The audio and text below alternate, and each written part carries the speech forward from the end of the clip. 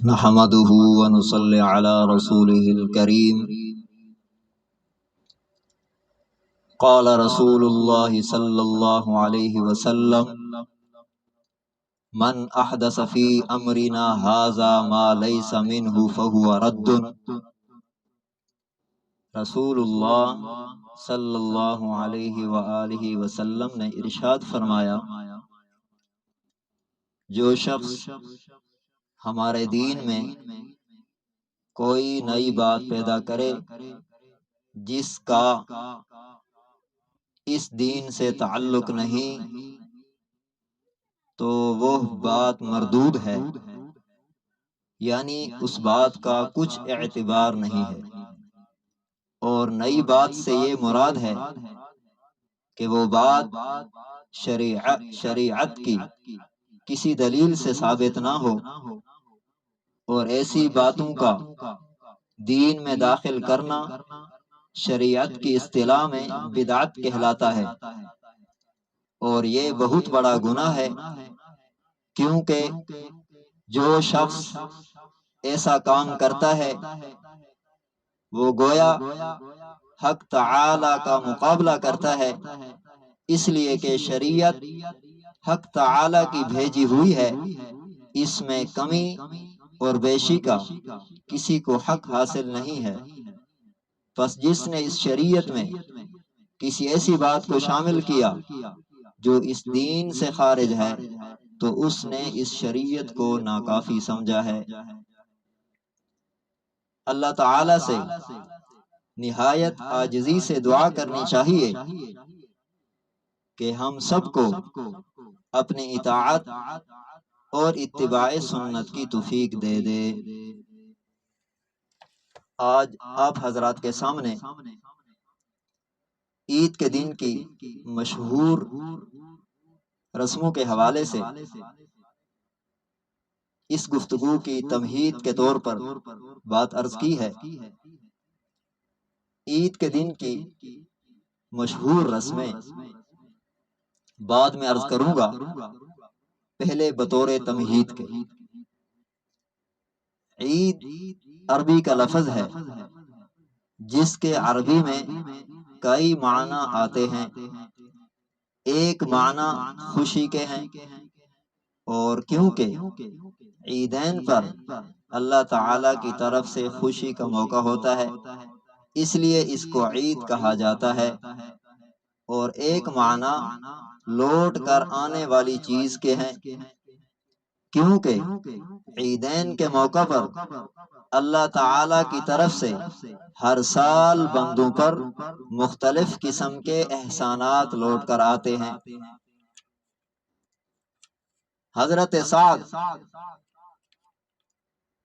انصاری اپنے والد ماجد رضی اللہ تعالیٰ عنہ سے روایت کرتے ہیں کہ رسول اللہ سب کہہ دو صلی اللہ علیہ وسلم نے ارشاد فرمایا، جب عید الفطر کا دن ہوتا ہے تو فرشتے راستوں کے اوپر کھڑے ہو جاتے ہیں اور پکارتے ہیں، اے مسلمانوں کی جماعت،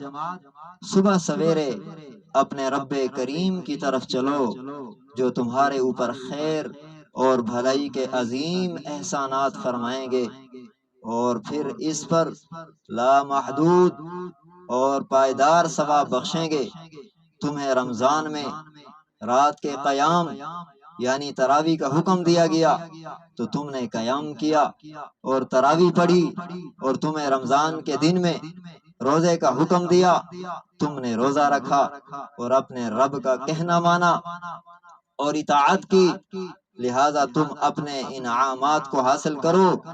اور جب بندے عید کی نماز پڑھ کر فارغ ہوتے ہیں تو اللہ تعالی کی طرف سے ایک پکارنے والا پکارتا ہے، خبردار ہو جاؤ،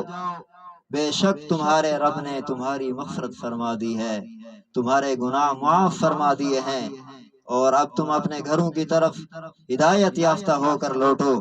آج یہ انعام کا دن ہے، اور اس دن کا نام آسمان میں یوم الجائزہ یعنی انعام والا دن رکھا جاتا ہے۔ یہ حدیث پاک طبرانی کے اندر، اسی طرح مجموع الزوائد کے اندر یہ حدیث پاک موجود ہے۔ عید الفطر کا دن مسلمانوں کے لیے بڑی خوشی کا دن ہے، اور یہ خوشی اس بنا پر ہے کہ اللہ تعالی نے اپنے فضل و کرم سے رمضان شریف کے روزے رکھنے کی توفیق بخشی ہے، اور رات میں تراویح ادا کرنے کی توفیق بخشی ہے، اور اس میں کلام الہی پڑھنے کی اور سننے کی سعادت عطا فرمائی ہے، اس لیے یہ خوشی کا دن ہے۔ اور حضرت ابن عباس رضی اللہ تعالی عنہما سے روایت ہے، یوم الفطری یوم الجوائز، عید کا دن انعامات حاصل کرنے کا دن ہے، اور جس وقت انسان کو انعام ملتا ہے وہ خوشی کی گھڑی ہوتی ہے، غمی کی گھڑی نہیں ہوتی۔ اور دوسری ایک طویل حدیث میں آتا ہے، فتفرح الملائکۃ وتستبشر، فرشتے اس اجر و ثواب کو دیکھ کر جو اللہ تعالی عید والے دن اس امت کو عطا فرماتے ہیں، فتفرح الملائکہ، تو فرشتے خوشیاں مناتے ہیں اور کھل جاتے ہیں۔ اللہ کے نبی فرما رہے ہیں، تو آسمانی فرشتے عید والے دن خوشیاں منا رہے ہیں، اور نبی کی امت مسلمہ زمین پر اللہ کے احکامات پر عمل کر کے عید والے دن خوشیاں منا رہے ہیں۔ اور اس دن کی مشہور رسمیں جو ہمارے معاشرے میں بہت عروج پر ہیں، اس کی اصلاح ضروری سمجھتے ہیں۔ پہلے نمبر پر بعض لوگ پہلی عید پر فوتگی والے گھر میں جانے کی رسم ضروری سمجھتے ہیں، جس میں وہاں جا کر تعزیت اور افسوس کا اظہار اور دعا کی جاتی ہے، جبکہ فوتگی کو کافی عرصہ گزر چکا ہوتا ہے اور اپنے موقع پر تعزیت کی سنت بھی ادا کی جا چکی ہوتی ہے، اس کا بھی شریعت میں کوئی ثبوت نہیں ہے۔ تعزیت تو خود ہی ایک مرتبہ کرنا سنت ہے، اور وہ بھی 3 دن کے اندر اندر سنت ہے، الا یہ کہ کوئی مجبوری ہو، اور اس میں بھی افسوس کا اظہار کرنا کوئی کار ثواب نہیں ہوتا، جس کا نتیجہ یہ ہے عید کا دن جو اللہ تعالی کی جانب سے خوشی کا دن ہے، انعام کا دن ہے، اور اس دن لوگ اللہ تعالی کے مہمان ہوتے ہیں، غم دوبالا اور تازہ کر کے عید کی اس خوشی کو غمی سے تبدیل کر دیا جاتا ہے۔ لہذا اس عمل کو بطور رسم کے اختیار کرنا جائز نہیں، کیونکہ اس کا شریعت میں کوئی ثبوت نہیں ہے۔ دوسرے نمبر پر اسی طرح جس گھر میں فوتگی ہو جاتی ہے تو اس کے بعد آنے والی پہلی عید کے موقع پر اس گھر کے افراد خوشی منانا، اچھے کپڑے وغیرہ پہننا معیوب سمجھتے ہیں، اگرچہ عید سے پہلے فوتگی کے بعد انہوں نے مختلف موقعوں پر تقریبات وغیرہ میں شریک ہو کر اچھے لباس، خوشی کے اظہار کا کتنا ہی اہتمام کیوں نہ کیا ہو، لیکن جس دن یہ لوگ اللہ تعالیٰ کے مہمان ہوتے ہیں، اور خاص اس دن میں خوشی کا اظہار اور اچھا پہننا اللہ کو پسند اور ثواب کا کام ہے، اس دن اچھے خاصے یہ لوگ پھر اگر سمجھنے کی بات ہے، اگر مردہ اچھی جگہ چلا گیا تو اس کی خوشی اور عید آپ سے بہتر ہے۔ اگر آپ کا مردہ، آپ کی میت اچھی جگہ چلا گیا تو اس کی خوشی اور عید آپ سے بہتر ہے، اور اگر وہ میت خدا نخواستہ اللہ محفوظ فرمائے ہر مسلمان مرد عورتوں کو، اور اگر بری جگہ چلا گیا تو آپ کی عید کی خوشی سے اس کو کوئی نقصان نہیں اور غمی سے کوئی فائدہ نہیں۔ شرعی اعتبار سے سوگ کرنا صرف چند صورتوں میں عورتوں کے حق میں ثابت ہے۔ پہلی صورت، جس عورت کو اس کے شوہر نے طلاق بائن دے دی ہو، ایسی طلاق جس میں نکاح ختم ہو جاتا ہے، اس پر عدت کے زمانے میں سوگ کرنا واجب ہے۔ شرعی سوگ کا طریقہ یہ ہے کہ عورت اتنے عرصے میں ایسے کپڑے نہ پہنے، ایسا رنگ ڈھنگ اختیار نہ کرے جس سے مردوں کو کشش اور میلان ہوتا ہو۔ یہ پہلی صورت ہے۔ دوسری صورت، جس عورت کا شوہر فوت ہو گیا ہو اس پر عدت کے زمانے میں سوگ کرنا واجب ہے، عدت کے بعد واجب نہیں بلکہ جائز بھی نہیں ہے۔ تیسری صورت، شوہر کے علاوہ کسی قریبی رشتہ دار، باپ بیٹے وغیرہ کے فوت ہونے پر صرف 3 دن تک عورت کو سوگ کرنے کی اجازت ہے، واجب اور ضروری نہیں۔ 3 دن کے بعد یہ اجازت بھی نہیں، اور مرد کو تو سوگ کرنا کسی حال میں بھی جائز نہیں ہے۔ اور اس کے علاوہ بھی فوتگی والے گھر میں سوگ کا سماع ہوتا ہے عید والے دن۔ بطور دلیل کے ایک روایت پیش کرتا ہوں۔ حضرت ابو سلمہ رضی اللہ تعالی عنہ کی صاحبزادی حضرت زینب رضی اللہ تعالی عنہ نے بیان فرمایا کہ جب ام المؤمنین حضرت ام حبیبہ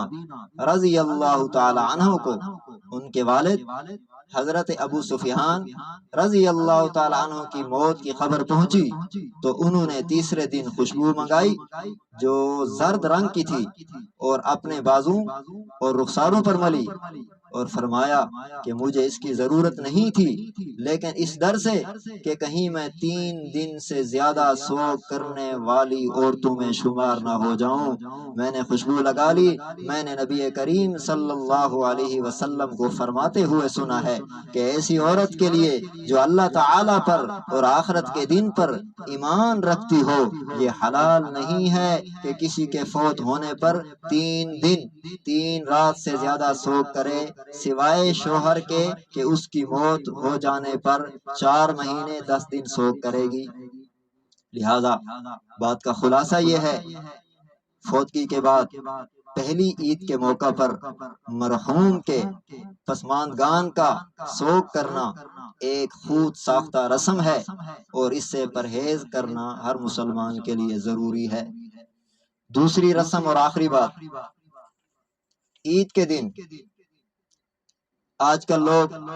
قبرستان جانے کا بہت زیادہ اہتمام کرتے ہیں، بلکہ التزام کرنے لگے ہیں، اور اگر کوئی عیدین کے دنوں میں قبرستان نہ جائے تو اسے بہت معیوب خیال کرتے ہیں۔ اور اسی پر بس نہیں، مردوں کے علاوہ عورتیں بھی قبرستان جانے کا اہتمام کرتی ہیں،